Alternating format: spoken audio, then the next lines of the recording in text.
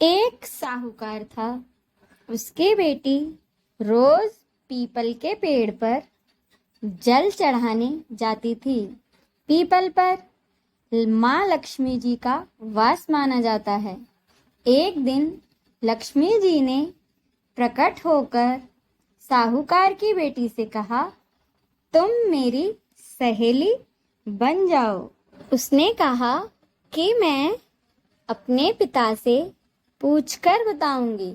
घर आकर उसने सारी बात अपने पिता को बताई तो पिता ने कहा कि खुद महालक्ष्मी तुम्हारी सहेली बनना चाहती हैं तो बन जाओ, यह तो बड़े सौभाग्य की बात है। अपने पिता के हाँ कहने पर साहूकार की बेटी ने लक्ष्मी जी की सहेली बनना स्वीकार कर लिया।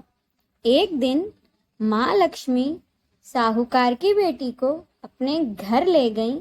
लक्ष्मी जी ने उसे ओढ़ने के लिए एक दुशाला दी तथा उसे सोने की बनी चौकी पर बिठाया और सोने की थाली में उसे अनेक प्रकार के भोजन कराए।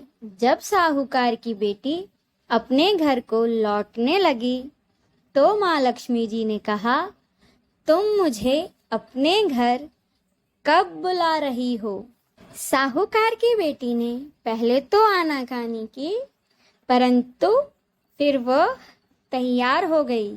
लेकिन घर जाकर वह उदास होकर पिता से बोली, लक्ष्मी जी ने तो मुझे इतना दिया और बहुत सुंदर भोजन भी कराया, मैं उनकी किस तरह सेवा करूं?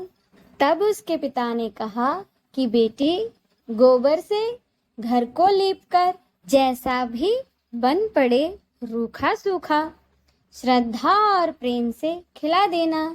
यह बात उसके पिता कह भी ना पाए कि अचानक से एक चील वहां मंडराते हुए आई और एक नौलखा हार वहां डालकर चली गई। यह देखकर साहूकार की बेटी बहुत खुश हुई। उसने उस हार को बेचकर लक्ष्मी जी के भोजन और सत्कार के लिए एक दुशाला, एक सोने की चौकी और सोने की थाली खरीदी।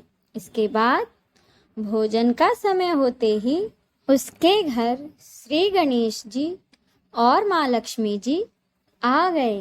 लड़की ने उन्हें सोने की चौकी पर बिठाया और सोने की थाली में उन्हें भोजन परोसा। उस चौकी पर बैठकर महालक्ष्मी जी और गणेश जी ने बड़े प्रेम से भोजन किया।